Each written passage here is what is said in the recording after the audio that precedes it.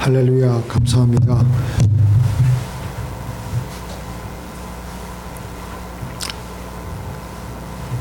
우리가 인생을 살아가면서 신앙을 가지면서 뼈저리게 느끼는 것은 우리 주변에 있는 물질적인 환경보다는 우리 안에 내면에 있는 내 생각의 그 생각이 어디를 항해를 하고 있느냐에 따라서 우리는 내 삶이, 내 마음이 행복하기도 하고 또 불행하기도 한 것을 느끼게 됩니다. 우리는 영적인 존재이기 때문에 어쩔 수 없습니다.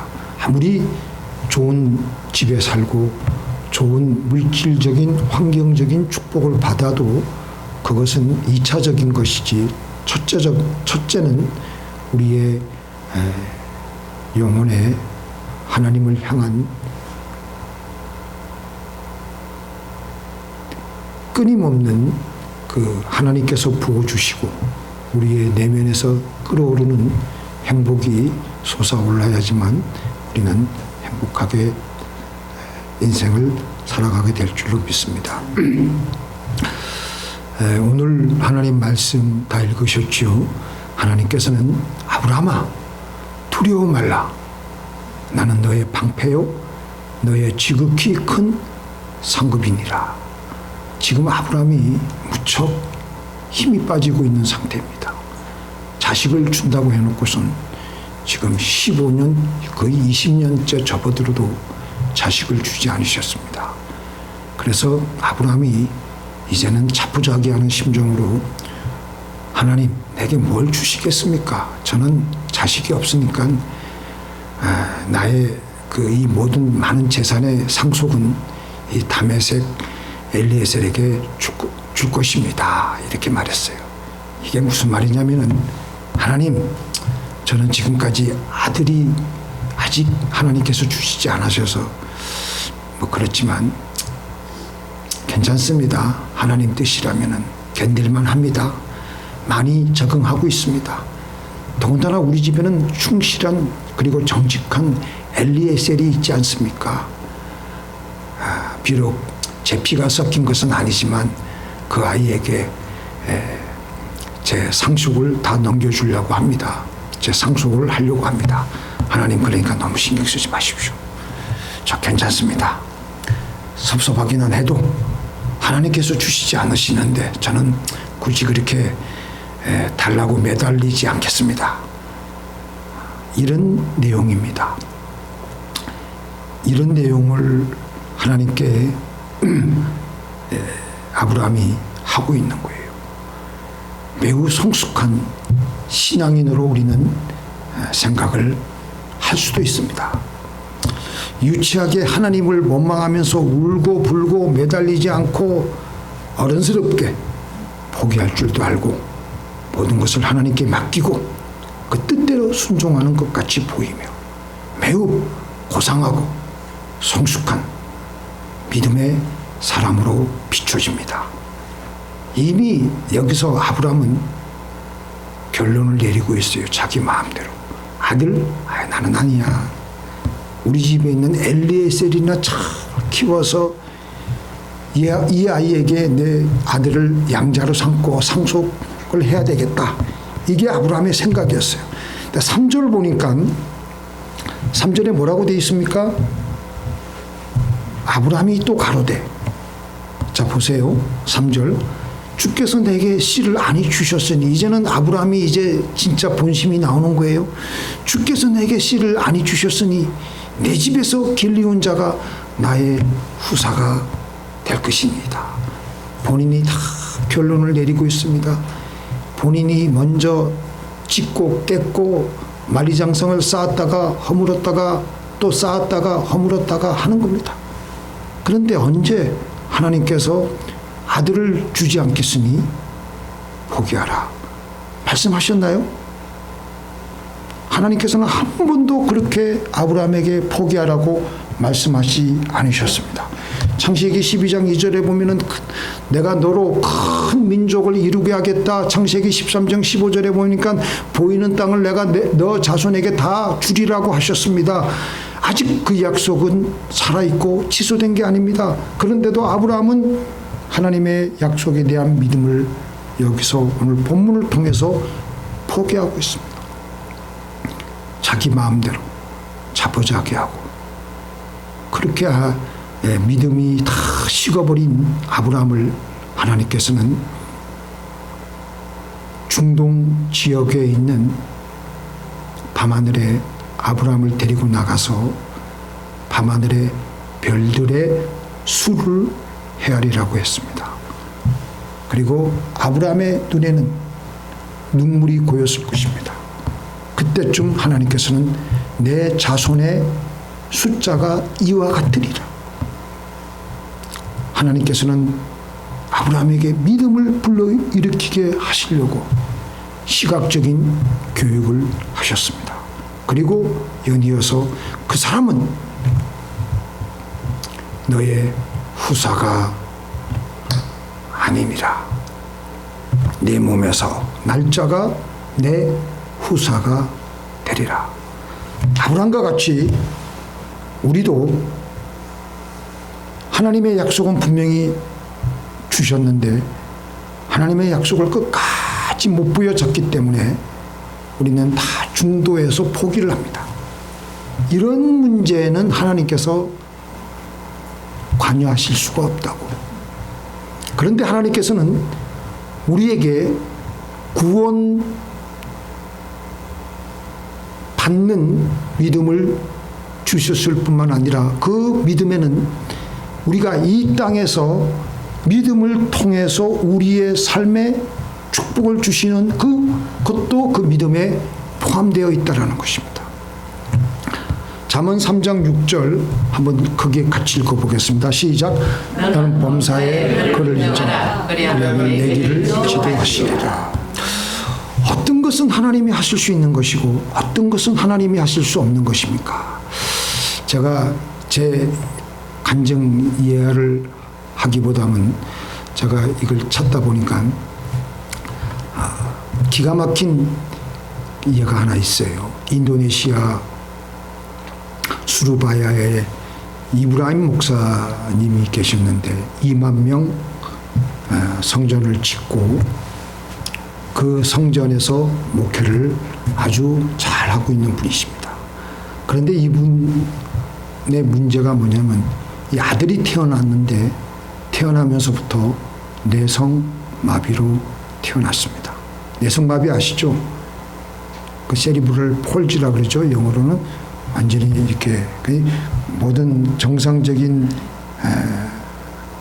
그 지능이나 IQ는 정상인데 몸이 제대로 이게 안 되는 거예요. 그래 그분이 서울의 목회자 세미나 때 여의도 순복음교회 목사님 조윤기 목사님께 와서 하소연을 하는 겁니다. 목사님, 우리 아들이 날 때부터 내성마비로 태어났는데요. 나는 목회하면서 사람들 앞에서 고개를 들 수가 없어요. 하나님이 살아계시는데 왜 하나님은 주의 종의 아들이 내성마비로 태어나게 하셨느냐? 그렇게 말을 저에게 물어보면 제가 무슨 말을 해야 될지 모르겠습니다. 그러자 그 얘기를 듣고 있던 조영기 목사님이 뭐 단순한 얘기죠. 내성마비로 태어난 것은 하나님의 영광을 위한 것이다. 현실은 내성마비이지만 당신은 꿈을 꿀 수가 있지 않느냐. 보통 사람들은 꿈을 못 가지지만 우리는 예수 믿는 사람들은 꿈을 꿀 수가 있다. 왜냐하면 우리는 하나님의 약속의 말씀이 있기 때문에 저가 채찍에 맞음으로 너희가 나음을 입었도다. 이 말씀이 있으니까 당신은 당신 아들에 대한 이미지를 바꾸시오. 내성마비로 온 사지가 삐뚤어진 몸을 가진 것이 아니라 그리스도 안에 있는 하나님의 뜻은 건강하고 튼튼하고 자란 아들의 모습으로 이미지를 바꾸라. 그리고 강한 믿음으로 대결하라. 아이고 목사님, 아무리 목사님이 그렇게 좋게 말을 해도 의사들이 하는 말이 내성마비는 낫지 않는답니다. 그러니까 문제다. 강한 믿음이라는 것은 의사들의 말을 듣고 벌벌 뜨는 것은 강한 믿음이 아니지 않느냐. 강한 믿음으로 좋은 이미지로 이제부터 바꿔라. 매일같이 그 아들에게 안수하고 너는 나았다. 너는 건강한 사람이다. 그렇게 안수해줘라. 그렇게 해서 이제 이브라임 목사님이 자기 고국으로 돌아가서 새벽마다 눈을 감고 우리 아들은 아주 건강하고 멋있는 사람입니다. 나는 네 아들이 내 아들이지 내성마비가 되어가지고 저렇게 온 사지가 삐뚤어진 아들은 내 아들이 아닙니다. 할 수 있거든이 무슨 말이냐. 믿는 자들에게는 능치 못할 일이 없지 않느냐. 의사들은 안 된다고 하지만 하나님께서는 불가능을 가능케 하시는 것이 하나님의 전공 아닙니까? 하나님 고쳐주시옵소서. 매일같이 새벽마다 기도하고 나와서 아들에게 그렇게 안수 기도하고 1년을 기도해도 똑같아요. 그때쯤 그 조용기 목사님이 이제 인도네시아에 다시 집회를 하러 갔는데 카운셀링 해준 게 생각이 나서 물어보니까 아유 목사님 계속 그 모양입니다. 그 지경입니다. 그러니까 아브라함은 30년 기도했다. 어디 뭐 지금 그거 1년 기도한 거 가지고 2년째 계속해서 이브라임 목사님이 새벽마다 기도하는 거예요. 하나님 우리 아이를 내성마비에서 깨끗하게 고쳐주시옵소서. 2년째 되어도 계속 내성마비예요. 그러니까 이제 그때는 이분이 서울 가가지고 조영기 목사님께 아이고 제가 아주 우스꽝스러운 사람이 되었습니다. 우습게 되어버렸습니다. 하나님 어떻게 하면 이제 못해요. 이제 그냥 그러니까 요셉 봐라. 요셉은 13년 동안 17살에 애굽으로 팔려가가지고 13년이 지나고 나서야 30살에 애굽의 국무총리가 되었다. 3년째 기도를 해도 똑같습니다. 그때는 잔소리 마라. 불과 3년밖에 안 됐다. 모세는 몇 년이죠? 40년 광야에서 기다리고 준비했다. 4년째 이분이 이브라임 목사님이 또 기도하러 들어가는 거예요. 정월 초하루에 기도하러 들어가는데 아들이 아버지 말을 제대로 하는 거예요. 그러면서 눈앞에서 그 목사님 눈앞에서 온 사지가 정상으로 바로 다 돌아왔다는 겁니다. 그렇게 아들이 내성마비에서 고침을 받고 인도네시아 육군상한학교에 들어가서 장교가 되어서 군 복무를 마치고 나서 그 아버지 교회의 부목사로 섬기게 되었다는 것입니다. 우리의 치명적인 문제가 뭐냐면 하나님의 약속과 현실을 분리해서 생각을 하고 있습니다. 아무리 기도해도 이 내성마비는 의사들이 말을 그렇게 하니까 하나님 말씀보다는 또 의사들이 그렇게 말을 하니까 아들이 낳을 수가 없겠지. 모든 믿는 사람이 다 하나님을 믿지만 과연 하나님께서 이것까지 고쳐주실까? 라는 생각을 우리는 하고 있습니다. 그게 바로 아브라함의 문제이고 우리의 문제입니다. 아브라함은 자기 마음대로 자신의 삶을 정했습니다. 나는 아들 없이 살 수밖에 없는 인생이야. 이게 그의 아브라함의 판단이었습니다. 그런데 하나님은 이런 자기 규정을 인정하지 않으십니다. 4절 보니까 오늘 4절에 뭐라고 되어 있습니까? 그 사람은 너의 후사가 아니라 내 몸에서 날 자가 내 후사가 되리라. 왜 너는 네 마음대로 네 인생을 마음대로 규정하느냐? 우리의 문제가 뭐냐면요, 축구선수가 어떻게 하면 골을 잘 넣을 수 있을까? 그걸 연구해야지. 왜 공이 들어가지 않느냐, 왜 골이 들어가지 않느냐를 연구한다면 그 선수는 결코 그 경기에서 승리할 수 없습니다. 어떻게 골을 넣을 수 있는지를 밤낮 생각하고 연구하다 보면 왜 골이 안 들어가는지는 자동적으로 알게 돼요. 우리가 마찬가지로 우리가 기도할 때도 어떻게 하면 하나님이 우리의 기도를 들어주시는가를 연구하고 그렇게 생각하면 믿고 기도하며 나아가야지.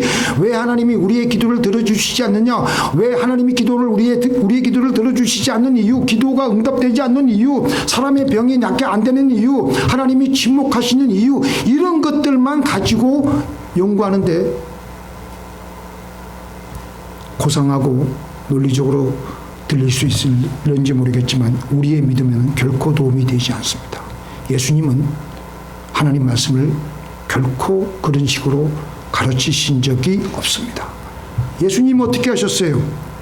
예수님은 하나님 말씀 보니까 기가 막힙니다. 예수님은 제가 읽어드릴게요. 잘 보세요. 가라사대 너희 믿음이 적은 영혼이라 진실로 너희에게 이르노니 너희가 만일 믿음이 한 겨자씨만큼만 있으면 이 산을 명하여 여기서 저기로 옮기라 하여도 옮길 곳이요 또 너희가 못할 곳이 없으리라. 또 내가 너희에게 말하노니 무엇이든지 기도하고 구하는 것은 받은 줄을 믿으라. 그리하면 너희에게 그대로 되리라. 진실로 다시 너희에게 이르노니 너희 중에 두 사람이 땅에서 합심하여 무엇이든지 구하면 하늘에 계신 내 아버지께서 저희를 위하여 이루게 하시리라. 너희는 먼저 그 나라와 그의 의를 구하라. 그리하면 이 모든 것을 너희에게 더하시리라. 할 수 있거든이 무슨 말이냐? 믿는 자에게는 넘치 못할 일이 없느니라. 예수님은 생각 자체가 부정적인 게 하나도 없어요. 모든 게 긍정적이에요. 절대 긍정적이에요. 할 수 있거든이 무슨 말이냐. 우리 이것만 같이 한번 읽어보겠습니다. 맨 끝에 시작. 예수께서 이르시되 할 수 있거든이 무슨 말이냐. 있는 자에게는 능치 못할 일이 없느니라. 예수님은 절대 긍정적이에요. 그리고 단지 예수님은 뭘 따지셨느냐면은 내가 믿음이 있느냐 없느냐. 믿음만 있으면 너는 뭐든지 할 수 있다. 오늘 아브라함이 너무나도 부정적이고 소극적이고 지쳐 있으니까 하나님께서는 그에게 믿음을 가지고 살아갈 수 있도록 밤하늘에 직접 나타나셔가지고 하나님이 아브라함을 지금 손질하고 이렇게 핸들링하고 계신 거예요. 아브라함을 밤하늘에 데리고 나가서 밤하늘의 별을 숫자를 세어보게 하시고 내 자손의 숫자가 이와 같이 될 것이다. 지금도 우리에게 성령님은 할 수 있다고 하십니다. 할 수 있다 하시니는 나의 능력 주 하나님. 어떤 사람은 고상하게 하나님이 안 주시면 하나님의 뜻인 줄 알고 자기가 알아서 미리 포기해요. 하나님 더 이상 귀찮게 하지 않겠다고. 그러나 하나님 앞에서는 그렇지가 않습니다.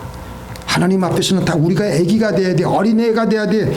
끝까지 하나님께서 주신 약속 가지고 매달리고 누가복음 18장에 나오는 불의한 재판관과 억울한 일을 당한 그 가부가 당한 일을 당한 가부가 끊임없이 나와서 내 억울한 일을 풀어주소서 주야로 찾아가서 그 사람에게 사정을 하는데 어떤 면에서 보면요, 우리가 인간적으로 보면 상대방을 괴롭히는 것이고 요즘 법이 하도 흉측해가지고 그걸 스토킹 또 스토커 처벌까지 받을 줄 모릅니다. 그리고 추하게 보일 줄 몰라요. 그런데 하나님께서는 그렇게 하나님의 약속을 부여잡고 매달리라는 것입니다. 그러시면서 주님은 바로 그런 믿음을 가진 사람을 보겠느냐. 오늘날 우리는 처절한 좌절과 실패의식 속에서 내가 어떻게 살아야 할지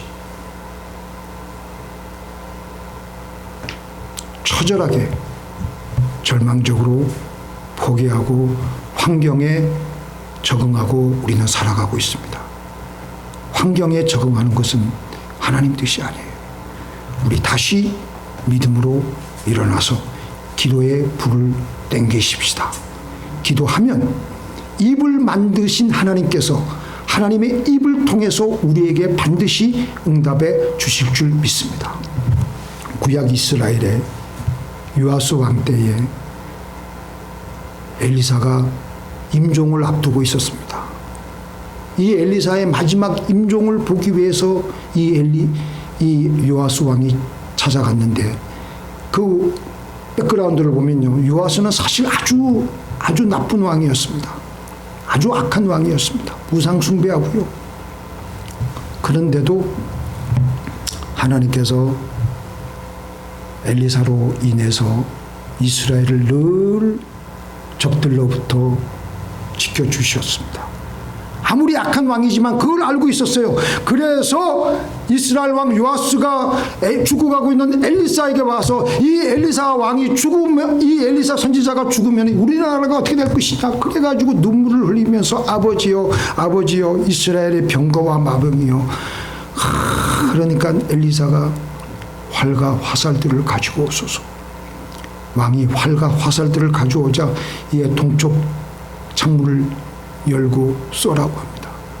그리고 순종해서 쏘니까 엘리사가 이는 여호와를 위한 구원의 화살, 곧 아람에 대한 구원의 화살이니 왕이 아람 사람을 멸절하기까지 아벡에서 칠 것이니이다. 그렇게 말을 했습니다. 악한 왕에게, 이거 보십시오. 악한 왕일지라도 눈물을 흘리면서 주의 선지자에게 아버지여 이스라엘의 마병이여 그러면서 다가오니까 축복을 주고 있는 거예요. 놀라운 축복의 약속의 말씀을 하고 있는 겁니다. 늘 이스라엘을 괴롭히는 아람을 요아스 왕의 손에 넘긴다라는 것입니다. 아람 나라에 잡아먹히기에도 시원치 않은데 도리어 원수를 갖게 해준다는 것입니다. 이 말을 들은 요아스 왕이 속으로 깜짝 놀랐어요. 자기는 지금 책망받을 것을 각오하고 찾아왔는데 웬일입니까? 죽어가고 있는 이 엘리사 선지자에게 자기에게 축복의 말씀을 주고 있는 겁니다. 그리고 그러고 있는데 화살들을 다시 집어오라고 해요. 땅에 치소서. 화살들을 집어서 땅에 치소서. 그래서 이 요아스 왕이 선지자의 말대로 화살들을 집어서 명령대로 땅을 칩니다. 세 번 칩니다. 세 번 치고 그쳤습니다. 그리고 한참 정적이 흐릅니다. 또 왕이 무슨 축복을 주시려나 요아스 왕이 기대하고 있는데 다 죽어가고 있는 임종하고 있는 그 엘리사 선지자가 힘을 내어서 일어나가지고 호통을 치는 겁니다. 왕이 힘이 없이 세 번만 쳤기에 아람을 완전히 무찌르지 못할 것입니다. 이 일이 있기 전에 엘리사가 기도했을 겁니다. 자기의 나라인 북왕국 이스라엘을 위해서. 하나님, 그동안 제가 북왕국을 위해서 수고한 수고를 기억해 주시사 비록 허물 많은 요아스 왕이지만 시리아를 완전히 무찌를 수 있는 축복을 주시옵소서. 만일 요아스 왕이 화살을 대여섯 번 치면 완전히 시리아를, 이 아람을 요아스 왕 손에 넣어 주소서. 이것이 제가 북왕국에게 주고 싶은 마지막 선물입니다. 그러고 기도했는데 요아스가 세 번이나 그것도 맥없이 친 거예요. 맥없이. 그냥 다 죽어가고 있는 엘리사가 화가 나가지고 일어나가지고, 사실 요아스 왕도 좀 억울했을 거예요. 할 말이 왜 없겠습니까? 땅을 치라고 해서 쳤는데 몇 번 더 치라고 했으면 그 대여섯 번을 더 쳤을 것인데, 그런데 이제 다 끝났어요. 그만두라고 요아스 왕이 후회했을 거예요. 그만두라고 할 때까지 그만둘 것을, 만일 계속 땅을 치고 있을 때 계속 치면은 한 6, 7번 넘어가면은 그때쯤 그 엘리사 선지자가 스탑, 그만하면 됐습니다 라고 했을 것인데, 근데 여기서 문제가 뭐냐면 요아스 왕의 잘못은 자기 마음대로 멈춘 것입니다. 믿습니까? 이게 핵심이에요. 그 성경 구절에. 왜 그렇게 요아스가 그렇게 했겠느냐, 제가 또 생각을 해보니까 하나님을 얼마큼 그 사람이 배신을 하고 우상 숭배를 했습니까? 얼마나 악하게 하나님께 무도하게 일을 했습니까? 그러니까 자기도 하나님 앞에 면목이 없으니까 세 번이 그것도 맥없이 칠 수밖에 없는 거예요. 그래도 하나님께서는 우리가 그렇기 때문에 우리가 하나님께 믿음으로 나올 때는요 좀 뻔뻔해야 돼. 비록 제가 많고 허물이 많아도 그 믿음 보고 하나님께서는 우리에게 축복을 주십니다. 우리 마음대로 생각하고 마음대로 결론 내리고 그렇게 하지 말라는 겁니다. 자, 우리 같이 읽겠습니다. 너희는 여호와의 선하심을 맛보아 알지어다. 그에게 피하는 자는 복이 있도다. 하나님의 성품을 체험하라는 것인데요. 하나님께서는 하나님의 가지고 있는 모든 전능한 능력, 하나님이 가지고 있는 모든 축복을 우리가 어떻게 해서든지 와서 다 받아가기를 원하시는 것입니다. 천국은 어떻게 한다 그랬죠? 침노하는 자의 것이니 침노하는 자는 천국을 소유한다 그랬어요. 하나님이 가지고 있는 전능함, 사랑, 풍성함 이런 것들을 하나님께서는 다 아낌없이, 하나님은 무한하시니까 그런 것들을 너희가 좀 가지고 가서 다른 사람들에게 나눠주고 너희도 그걸 가지고 누리라는 겁니다. 그래서 우리는 믿음으로 기도하고 다 응답받아서 하나님이 얼마나 전능하신지, 얼마나 우리를 사랑하시는 분이신지를 우리는 체험을 하시는 저와 여러분이 되길 바랍니다. 자, 기도하시겠습니다. 전능하신 하나님, 다시 믿음으로 일어서게 하여 주시옵소서. 다시 믿음으로 우리의 다 죽어있는 믿음을 오 성령님 일깨워 주시고 일으켜 세워 주시고 다시 회복시켜 주시옵소서. 우리의 영혼이 팔팔하여서 세상이 감당하지 못할 정도로 다시 일어나서 하나님 그 약속의 말씀을 부여잡고 나가고 또 나가는 우리들이 되게 하여 주옵소서. 예수님의 이름으로 기도를 드리옵나이다.